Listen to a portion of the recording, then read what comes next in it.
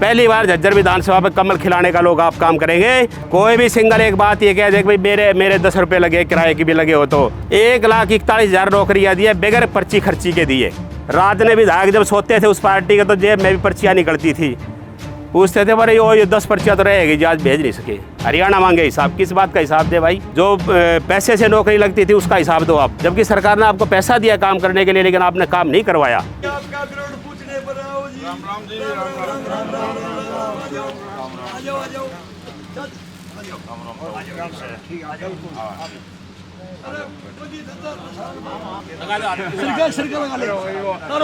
अरे मेरे को भी आशीर्वाद दे दो। एडवोकेट कामफल सैनी है जी, महामंत्री है जी अपने जिले के। सबसे पहले मैं आपको बधाई देना चाहूँगा कि पूरे भारतवर्ष में बड़ी गौरव की बात है इस मातन हेल मंडल के लिए और हम सब के लिए और हम झज्जर वासियों के लिए कि पूरे देश में 6 मेडल मिले हमें। और हरियाणा में सबसे बड़ी बात है कि हरियाणा में वो 6 में से पूरे देश में से 5 मेडल हरियाणा में आए हैं। एक बार जोरदार तालियों से हम हरियाणा वासियों के लिए भी, इस बात के लिए हम उनका भी, हमारे जितने भी खिलाड़ी हैं उनको भी बधाई देना चाहते हैं कि उन्होंने पूरे हरियाणा एक छोटा सा प्रदेश है और पूरे देश में उन्होंने नाम रोशन किया है। और मैं बधाई देना चाहूँगा आप सभी को भी और हमारे उन खिलाड़ियों को भी, हमारे बेटे हैं बहनें हैं जो 3 मेडल के 5 में से 3 मेडल जो मातन हेल मंडल में जो आए हैं, उसके लिए आप सभी बधाई के पात्र। और हमारे जो खिलाड़ी हैं उनको भी मैं बहुत शुभकामनाएं देता हूँ।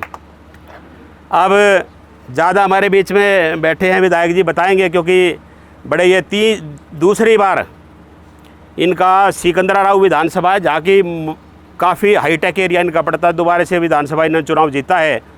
मुस्लिम बाहुल्य एरिया भी इनका रहता है। तो मैं पिछले 10 दिन से इनके साथ काम कर रहा हूँ, तो इन्होंने वहाँ की सारी हकीकत बताई कि भाई कैसे हमारा चुनाव होता है। 4 लाख वोट इनकी विधानसभा में, 100 किलोमीटर का डिस्टेंस वो एरिया पड़ता पूरा।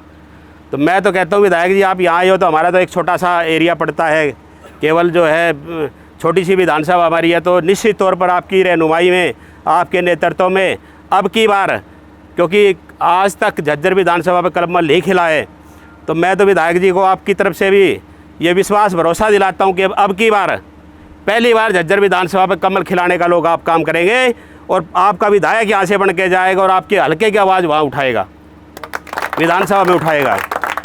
1-2 बात कह के अपनी वाणी को विराम दूंगा कि चुनाव का बिगुल बज चुका है।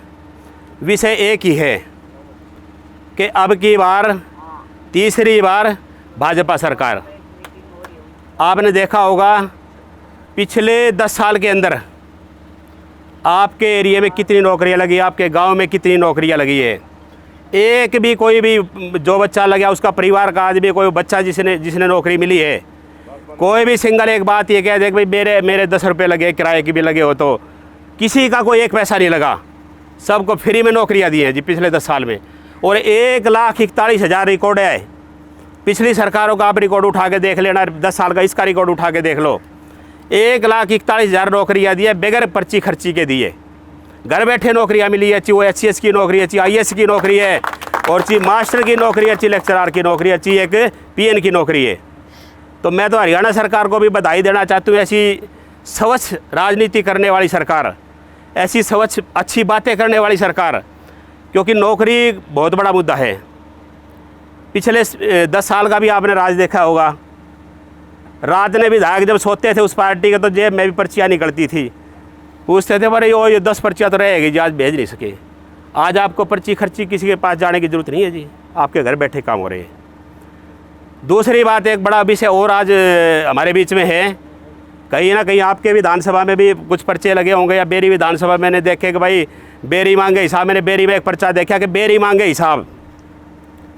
पिछले 30 साल से वहाँ कांग्रेस का विधायक है जी, और पहली भारतीय जनता पार्टी की ऐसी सरकार है कि जिसने विपक्ष में भी पैसा दिया है। विपक्ष के जो विधायक थे या पक्ष के विधायक थे, सबको पैसा दिया है, लेकिन उन्होंने काम नहीं करवाया।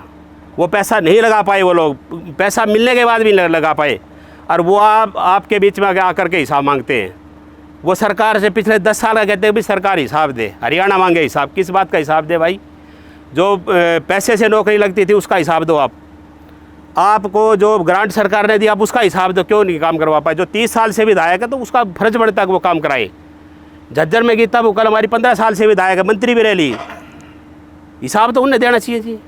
आपके बीच में आए तो ज़रूर सवाल करना कि जी आप 15 साल से विधायक हो, विधायक की क्या जिम्मेवारी होती है? जबकि सरकार ने आपको पैसा दिया काम करने के लिए, लेकिन आपने काम नहीं करवाया।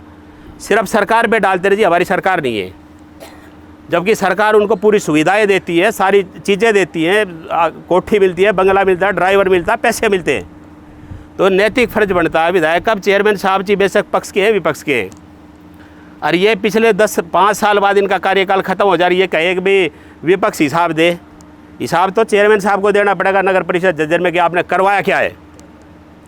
तो मेरी तो आपसे विनती है जी, आप सभी समझदार बैठे हो, आपने बहुत चुनाव देखे हैं, बहुत चुनाव लड़वाए हैं, और बिरोड़ की धरती जो है, मैं कहता हूँ कि भाई यहाँ से झज्जर विधानसभा का चुनाव का फैसला होना है। जिधर भी ये बिरोड़ की हमारी सरदारी, हमारे बुजुर्ग, हमारे युवा जिधर भी जिस पार्टी के पक्ष में प्रचार करेंगे, जिस पार्टी के पक्ष में वोट करेंगे, निश्चित तौर पर झज्जर का विधायक यहीं से बढ़ के निकलेगा, इसमें कोई संदेह नहीं है जी। एक छोटी बात बीच में बताऊं जी जी, ये रोड बने हने कार्यकर्ता ने सरकार से आवाज उठा कर पूछा कि ओएसडी साहब आए जी, कार्यकर्ता ही डिमांड से जी जी जी 9 करोड़ 82 लाख की मंजूरी करवाई जी कार्यकर्ता ने। जी, हो गया जी, हो गया। कार्यकर्ता ने बोला सरकार आई है। तो आज ओएसडी साहब भी झज्जर, मेरी उनसे बात भी हुई थी, मैंने कहा भी था, मगर जी आपको याद कर रहे हैं, आप भी सरपंच साहब, मगर आप भी पहुँचो, लेकिन उनकी व्यवस्था है कि कहीं और कार्यक्रम है, तो वो भी आपके बीच में आएंगे। बिल्कुल ठीक कह रहे हो आप, अगर रोड जो कार्यक्रम जो रोड बनने शुरू हुए हैं वो उनके प्रयास से हुए हैं। तो मेरी तो सबसे एक ही प्रार्थना कि आने वाला 5 अक्टूबर को चुनाव, 1 की जगह 5 का हो गया, अब कुछ तारीख चेंज हुई है, तो अब की बार कमल के सामने वाला बटन दबा करके भारतीय जनता पार्टी का विधायक यहाँ से चुनो। पिछले आपने 20-30 साल से खूब देख लिया, कोई काम होते नहीं, किसी की कोई सुनवाई होती नहीं, और तीसरी बार बिना खर्ची पर्ची वाली सरकार, ईमानदार सरकार को बनाने का आप काम करें। और निश्चित तौर पर के मैं आपको बड़ा भरोसे के साथ कह के जाता हूँ कि आपकी घर बैठे सुनवाई होगी जी, आपके घर बैठे काम होंगे। तो ज़्यादा ना कहते हुए हमारे बीच में अब मैं प्रार्थना करूँगा कि चेयरमैन साहब बैठे हैं,